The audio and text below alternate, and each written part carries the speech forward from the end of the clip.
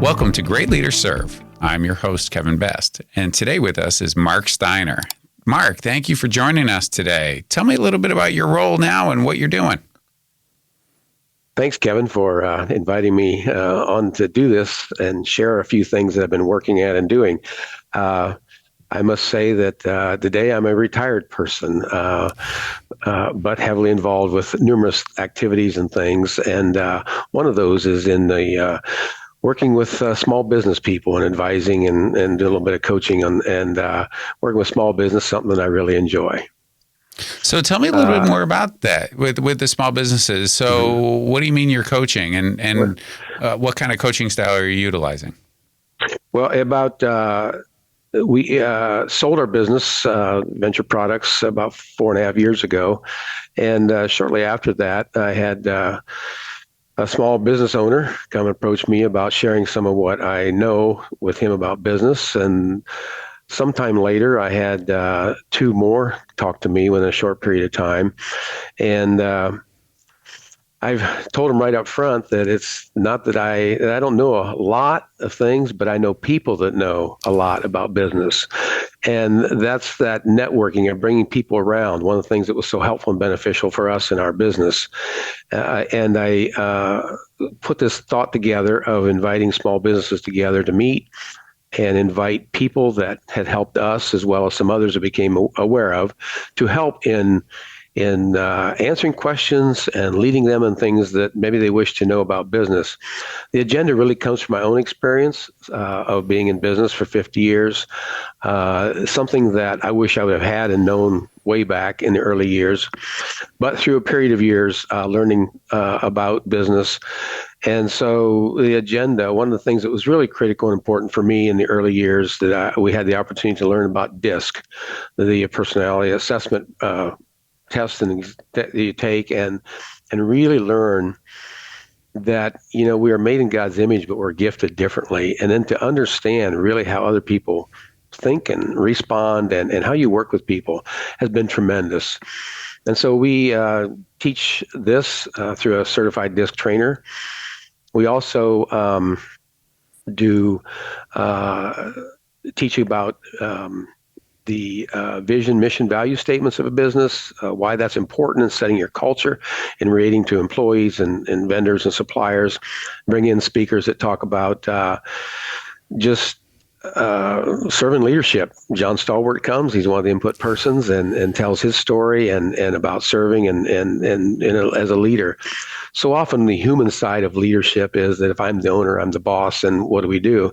And as we grow and get larger and get in situations that we're not sure what the answer should be. So that is one of the things that I really feel called to do. Most all businesses, just like ours, many of them in our area anyway, start small, start in the garage or the little shop and move to the chicken house. And the next thing you know, they have 8 or 10 employees, and it's what do I do with this? And they're looking for answers and solutions and for advice. And there are people out there that I found retired business people just love to share their knowledge of business with other young business owners. And likewise, I do the same. Well, that's really great to hear, and I'm glad that you're already giving back. So when you talk about the idea of servant leadership, and you brought up John Stahl-wert, you also brought up another gentleman in the agenda that you had sent to me, a guy named Bruce Hampshire, both really well-known servant leader coaches. Obviously, John wrote the book, Serving Leader. So Can you tell me, how did you run into the idea of utilizing serving leader, that as a management style? Was it while you were at your family business, or was it after you had retired? Mm-hmm. Well, I need to go back into history to our. I'm a one of 7 boys, 6 brothers, and we were together in family business. Thank you. Yeah. The girls all came later. She has 7 daughter-in-laws. So, but our parents in the early 60s, late 50s, early 60s, just had a desire that God instilled in them to serve other people. It was through the scriptures coming alive, through some of the translations that they could understand in everyday language, and had a desire to serve. And so my parents were heavily involved with getting involved when MDS started and the relief sales and meat canning and all these projects that some of the Anabaptist communities do. And so as a young child of 10, 11, 12, 14 years old, as I grew older and started young, we would go along with Dad on disaster projects. And of course, we know there's some tremendous needs right now. And with the recent hurricanes. And so the outpouring of response has been wonderful to watch that happen. But so this idea of serving was part of our growing up years, and it just became a part of us to give back and to serve because we are blessed. And when there's need, you step in and help. Connecting the two to leadership, that kind of came later when we were in business and in leadership. And in the early years, that was more difficult of understanding how to be a leader. And then the whole marrying the two together of, a serving leader really came into being more in the last half of those years of being a business owner and a leader in a business with my brothers. And then obviously connecting with folks like John Stahl-Wert, and there's been others, folks that wrote books and things back decades ago about God. Laterno University is one of those about God, owns my business and different things like that, and started reading some of those things and really realizing that it really is a connection of serving leadership. And I think one of the things that when I give a talk or so, sometimes I ask the question, and we have to go back to what Jesus did, and we have the biblical stories, and I ask the question, did Jesus come as a servant or did he come as a leader? And obviously he came as both, because the Gospels talk about in several places that Jesus came not to be served, but to serve mankind. And then another place, they were amazed at his teaching, as he was teaching one with authority as a true leader, teaching them about God's goodness and God's grace and God's truth. And so it's just amazing evolution of this whole thing of servant leadership, and then learning to know John many years ago and the ministry of CSL and what they're doing just really solidified that concept and that idea that we are called to be serving leaders. Hey, can I ask you, in terms of when you, as you said, the servant leader management style came a little bit later on in the businesses. So as you transition the business from the business the management style that you and your brothers were utilizing to one that is more of a serving leader based management style, did you run into any issues with that? Did the employees take it well to giving them some power there, to giving them the ability that you would help them knock down obstacles, but they still had to do the work? Instead of telling them what to do, you're allowing them to find what their true purpose is. Was that difficult? Yeah. Sometimes new things can be a little bit difficult to bring on, but through some really good outside counsel and advisors we had, and then bringing some people on board that we hired was paramount to what took place and bringing it together as a serving leader. And once you study it, it made sense. And so I would say that we really welcomed that into our business, and we worked hard at serving people, bringing people on board, and moving them to leadership roles and teaching these things.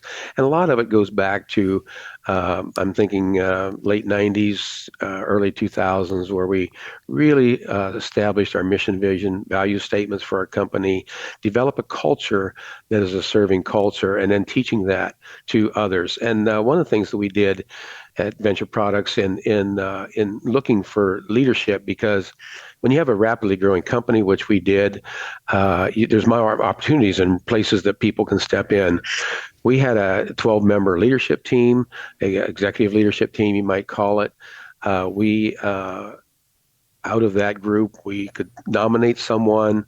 in our organization to attend 1 year's of what we call VLGD, Ventrac Leadership Development Group, where they would get intensive training and development and serving leadership and developing the culture and why, and sharing the culture of why we do what we do. And then when we had position that they could move into, they were ready to move into those roles. Not everyone that came through that program wanted to move into a management role. It wasn't just, quote, the serving leadership. It was teaching about management and leadership and roles and working with people. So, but many of them, it really embraced this idea. And many of the leaders in our business were brought up through that program. And, when you can teach those skills and those things right through your program while they're employed there, it's just a really good experience to have. That's fantastic. So let's talk about today now. So you're going out and you're helping other small business owners learn to utilize that serving leader management style, along with other trainings that you're doing, as you mentioned, DISC, so that they understand themselves, personality, their own strengths and weaknesses that way. So when these people are coming to you and they're working with you, and I think you had said to me in an email, you've worked with hundreds of businesses at this point this way. Can you talk about the average, is there a concern that usually comes up as they're trying to transition into the area they want to be? What are those concerns they usually come to you with? Yeah.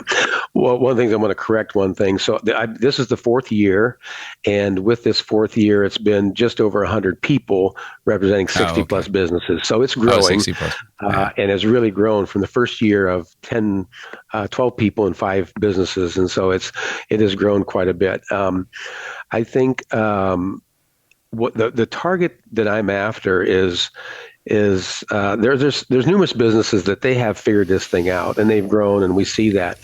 But there's when you do DISC, there's a high percent of people that are S's, and they're the ones that really they're the workhorses that do the work and give them that opportunity to shine.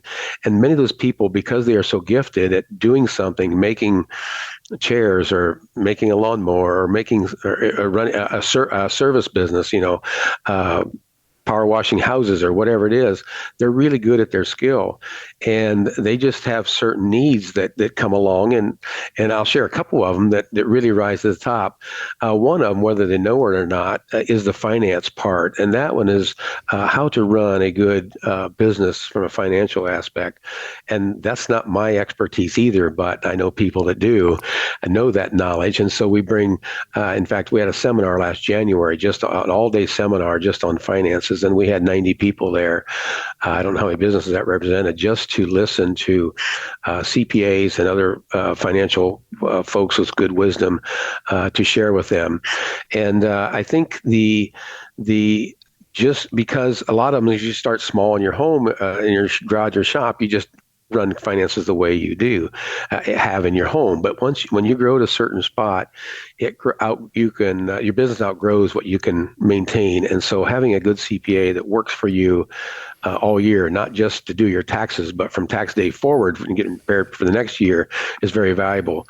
The other thing that their folks are really looking towards is managing their business. That means working with people and training people and finding people, developing their own culture and an organizational chart, and having employee meetings. I had one business owner say, "Well, I wouldn't know what to say in a business meeting," and the reality is, a lot of these things they're not just for you, the owner or the business leader, they're for your people.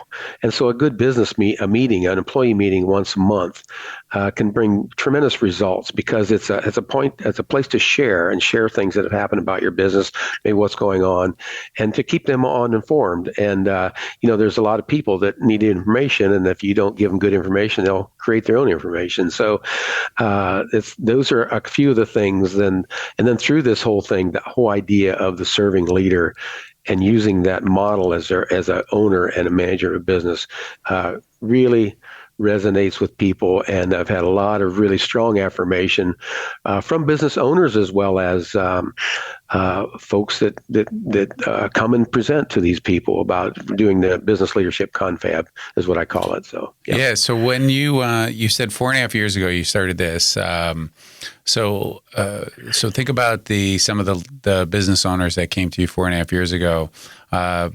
How are they doing today? Have most of them embraced this servant leadership style? Hopefully they're making good money. What's going on in those businesses? Do you keep up with them? Yeah, I do some. One of the things that I share with people is something I learned many years ago. That's the 20-60-20 rule or the 80-20 rule. So going to the 20-60 rule, I would guess there's 20% of them that, yeah, good information, but it doesn't go too far. And there's 20% the other that really grab a hold of it and really go places and search out additional financial assistance with running their company.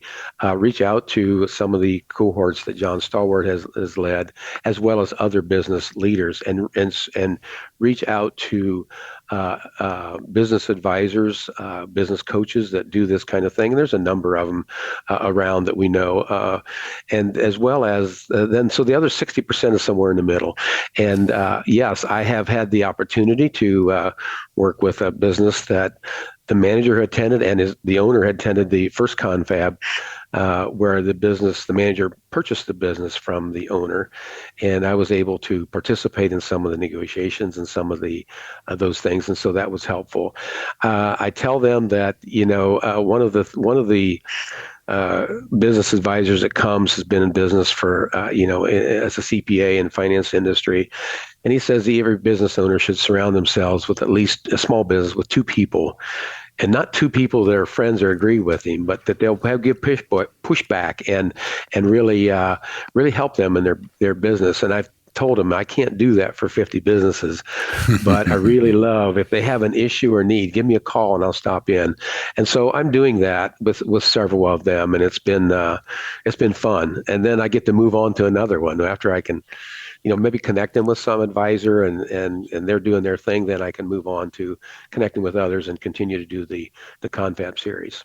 Well, thank you for that. And so let's switch over to your family for a second here. And so you had talked about how your parents had raised you with that serving leader mentality. How did you do that with your own family? Well, I must first confess that I've failed miserably sometimes, but as we all do. Yes, and I think lead by example is one, being a part, and so I've tried to participate in some of these mission things and reaching out to local nonprofits and getting involved in projects and taking them along and doing those kind of things, and I have been. It's been a blessing to see our kids and how they reach out and serve others too. And our oldest daughter and her husband went to Bolivia, South America for 14 years. They went for 1 year just to volunteer and do whatever, and it lasted 14 years and came back with 3 grandchildren. And so wow, that's just been a wonderful experience for us. And now they're within 4 miles of us, and my wife and I are just loving this time of having teenagers, and we have a lot of young little ones too. There's 11 grandchildren, and it's just a fun time to place to be in life. And so yes, as I've gotten older and realized that the key aspects of this now, trying to pass it on to the grandkids is that can be kind of a part-time or more than part-time job too. So, but it's fun because they all live close to us, and it's fun being able to interact with family. So one of the things you and I had talked about before was there are some great publications that you look to read and you'd like to pass along. So what are some of the favorites for you that help people understand that servant leadership model? One of the things that my input is mainly through reading. I love to read. I always have in life, and just love to read. So, I mentioned one of the books earlier, but there's obviously John Maxwell books on the rules of leadership and serving people and doing those kind of things are good. I've read a number of his books. In fact, we used his material at Venture Products in training and leadership.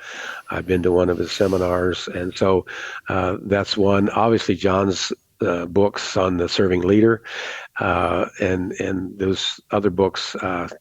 10,000 Horses, I believe, is another one, are good. Then there's some books that necessarily aren't just on serving leadership, but are very critical and important for leaders. And one of those is Mission Drift by Peter Greer.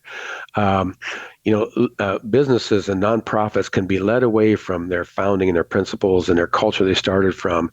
And Peter has a great book, and I'd recommend that for anyone. Another one is Halftime by Bob Buford. When you're in your late 30s, into 40s, maybe 50s, this midlife crisis stuff, and you've been in this business and what you do, it's a tremendous book of just giving insight to leading your life and maybe a direction in this second half of your, after halftime of your life, and really working toward as developing that of significance and serving other people and in serving leadership through the last part of your life there. Plus, I like to read also another one I really liked, and Jason Weaver was on here, his mentor and leader there, Paul Weaver, who started Weaver Leather. His book, A Business with a Higher Purpose, has been. I've read that years ago when it first came out, and I just thought that was very powerful on serving leadership. And then I like to read stories about that are current about missions and miracles that take place. And two of those I wanted to mention was by The Ordinary Disciples, Extraordinary Influence by Galen Burkholder is a wonderful book. And another one from a local gentleman, Wendell Martin, wrote a book, Go Now, a lifetime of carrying Bibles into China and working in very difficult situations, and his book is just keep you spellbound to read it. It's hard to put down, and it's just great. Yeah. So those are some of the books I like to read, and I just wanted to pass on. Well, thank you very much for that. I got one more question for you. So you brought up a couple times that you've brought in other people, other advisors, to be able to help some of these businesses. You introduce them to others. How are you finding these other advisors? Are they, just based upon the networking you did, which you talked about before? Have they gone through serving leader programs? How do you find them, and how do you make sure that they're the type of person that you want to introduce to these other businesses? Couple of parts to that. One would be for the business leadership confab and getting people involved with that. It's kind of through word of mouth and just sharing what I've done with leaders. And they're like, hey, do you know so-and-so? And that's how I was introduced to Bruce and Jocelyn Hampshire of Toward the Goal Ministries. A friend of mine said, hey, Bruce might be a good one to bring in. And so I connected with him and met with him. And that's been a very wonderful experience for that. I would say, so through networking of knowing people and inquiring in our business at Venture Products, bringing and finding leadership was, one of the benefits or bonuses of when you can get your company culture well developed and understood and follow that, that word goes out, and you will have people contact you that you never dreamed of. About asking, hey, I heard this about, and it's done confidentially, and it's like, okay, so you just keep those names down, and if an opportunity comes down the road where you have an opening, you can reach out to some of those people to see if they're interested, and so there's numerous ways, but like I said, what we teach is it's not that I know a lot, but I know people that know a lot. So knowing people that can make connections for you and contacts is great and wonderful. I think, there's a saying by a guy named Dan Sullivan says, who, not how. So it's who you know and not how you do it is one of the more important skills. So I want to thank you, Mark, for having this conversation with me today. And I want to thank the rest of you for joining us on Great Leaders Serve. Please help get this valuable message out. So rate it, leave a review on your favorite podcast app. More importantly, share Great Leaders Serve with your friends and your colleagues. And thank you very much. And thank you again, Mark, for being a part of this today.